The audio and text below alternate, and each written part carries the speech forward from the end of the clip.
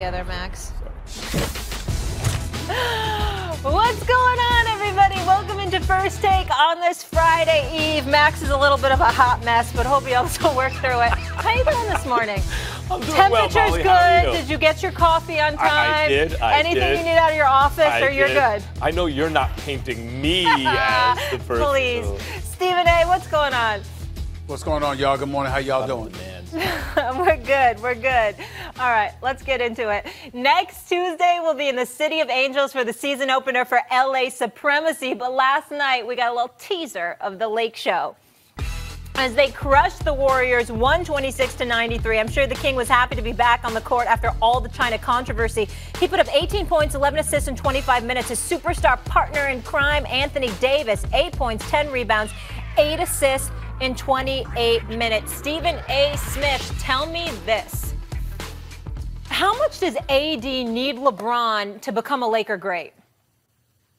Well, listen, you're going to need LeBron to some degree because LeBron's going to be the one handling the ball. He's the best passer in basketball if we're really being honest about it. So we've got to take it that into consideration. But, when we talk about Anthony Davis in terms of an all-time great Laker, let's take into account Laker lore. Let's think about Irvin Magic Johnson. Let's think about Kobe Bryant.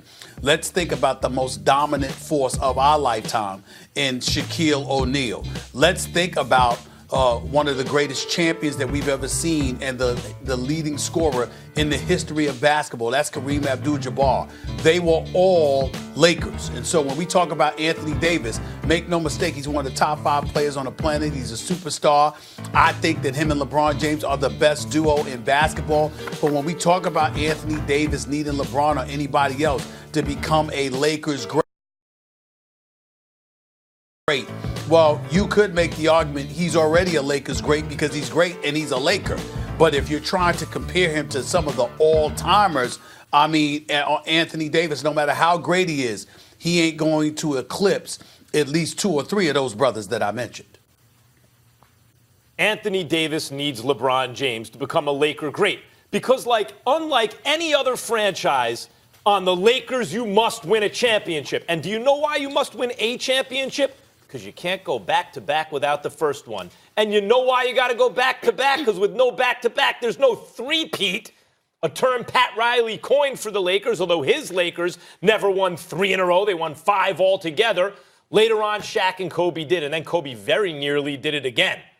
Look, Charles Barkley and many others are pointed to as examples of great players and why there's a whole contingent of people out there, and this is like a flashpoint for this kind of debate in sports, especially in the NBA. Do you need a championship to somehow legitimize yourself as a great player, as among the greatest ever? And for many franchises, you don't. You compete. It just didn't work out. That's not the Lakers. It's just not the Lakers. Stephen A., the Mount Rushmore of the Lakers, that's an exercise in editing. On a lot of franchises, like the Clippers, if you talked about a Mount Rushmore, you'd be like, how do we get 4 guys up on there? With the Lakers, it's like, who do you leave off of this thing? Because Kareem, Magic, Kobe, and Shaq, maybe? How do you leave Jerry West, the logo, off, who did what he did as a player and then as an executive? How do you leave Wilt Chamberlain off, maybe the most dominant force of all time? Forget about guys like James Worthy and Pau Gasol, who are Hall of Fame caliber players, right? It is impossible with the Lakers. And why are some guys on and some guys off? Stephen A., Wilt and Jerry West didn't win enough championships.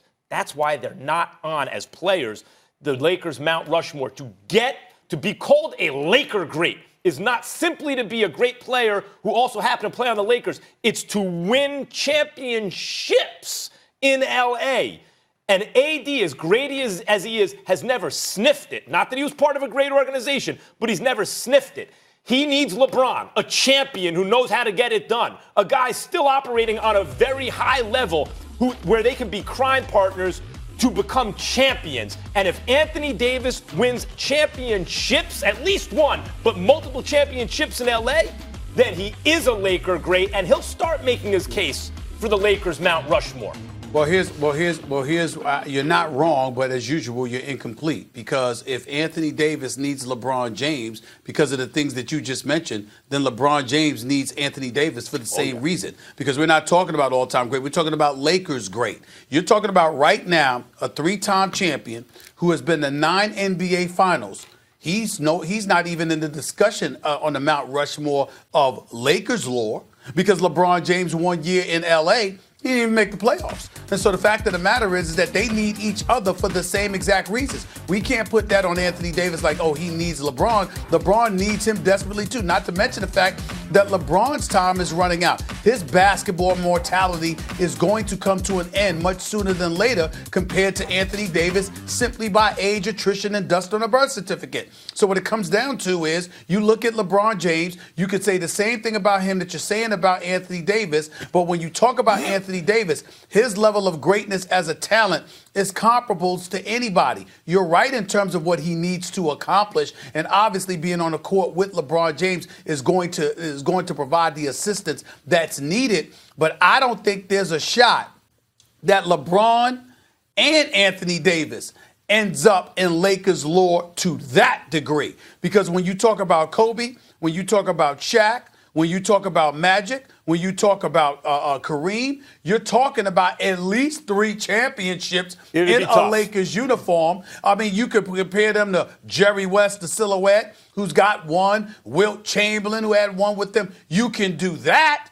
But when you talk about those other 4 guys that I mentioned, excuse me, I don't know how you get to that discussion without a minimum of 2 to 3 championships in a Lakers uniform. By the way, it's going to be tough. And the question was not who needs who more. That's a separate question. The question is, does AD need LeBron to be a Lakers great? And I'm saying right now he does. If you want to expand the discussion and say who needs who more, I think you could legit argue that LeBron needs AD more as a Laker, right? But then step back even from that. LeBron's place in history is secure. He's one of the greatest players ever. He's like nipping at Michael Jordan's heels. It doesn't get better than that unless you're Jordan himself. So his legacy is secure, much like Wilt Chamberlain before he came to the Lakers. Now, he did wind up winning a chip, but even had Wilt not won in L.A., he's still one of the greatest players ever. AD, on the other hand, consider this, Stephen A. AD, as a package, best power forward of all time, but he's never going to pass Tim Duncan if he's sitting on 0 chips. Tim Duncan's got 5. And by the way, AD's career could overlap with another great Laker. In other words, LeBron could be the first half of his Laker career. He could attract another superstar for the second half and keep winning chips if indeed he gets to that level. Far be it for me to say this to you, but you are talking too much and you are bypassing the headline, the big headline here. You just said something that's very, very important to discuss. LeBron James, legacy secure. Not so fast. Yes, you're a 3-time champion in 9 NBA Finals appearances. But if what Max has predicted happens, that might tarnish his legacy.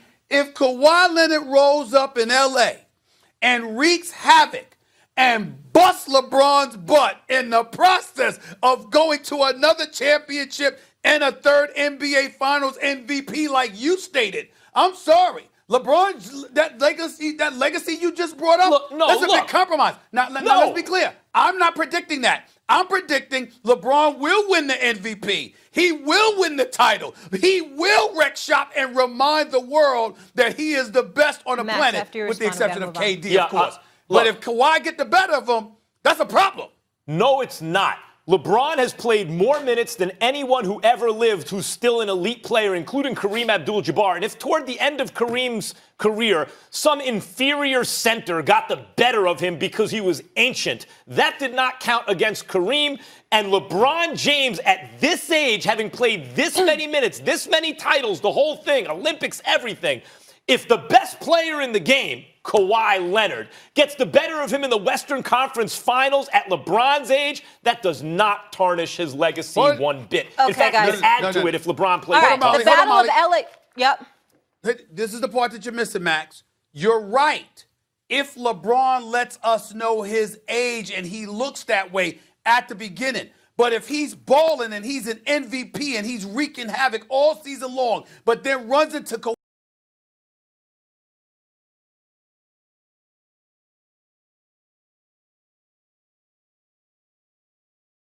Going to be Lakers, Clippers. First Take will cover all of it. We'll dive much more into this. But I have a little news for you. We were talking about Bradley Beal yesterday with Wale, one of the top free agents for next year off the market. We had a Woj bomb. Adrian Wojnarowski tweeting this morning that Bradley Beal is agreeing to a 2-year, $72 million extension with the Wizards. Stephen A., your thoughts on the Beal extension? My condolences. I'm incredibly sad for him. He deserves every penny. He's a star. He's underappreciated. He's one of the best guys you'll ever meet in the league. And I'm wishing Tommy Shepard nothing but the best of luck. But he is literally all the nation's capital has when it comes to basketball. John Wall is hurt, not expected to be available this year. Bradley Beal is going to be a part of an absolutely awful roster. My condolences to him and all those Wizards fans that are coming to watch them this year. I do wish them luck, by the way. I know what you mean, Stephen A. It's like, what are you doing wasting your prime? On the other hand, you have to tip your cap. Remember when I said Zion shouldn't play the equipment store? He said, no, I want to play. Good. You do what's in your heart, right?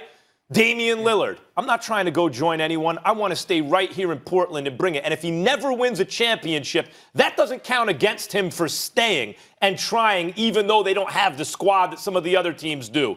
And here Bradley Beal is doing the same thing. This shows a lot of heart. Whether or not it's wise by how you or I or someone else thinks is one thing. But if it makes him happy, I tip my cap. He's trying to get it done in D.C. instead of turning tail and running somewhere else and joining a team. My hat's off to him.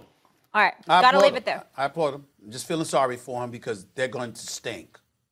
They're going to be terrible. Okay. At least they got the Nationals. It's been an up and down year for the Eagles this season, so is it fair to put Carson Wentz in the conversation for league MVP? That coming up in just a bit. It's First Take, and we are just getting started.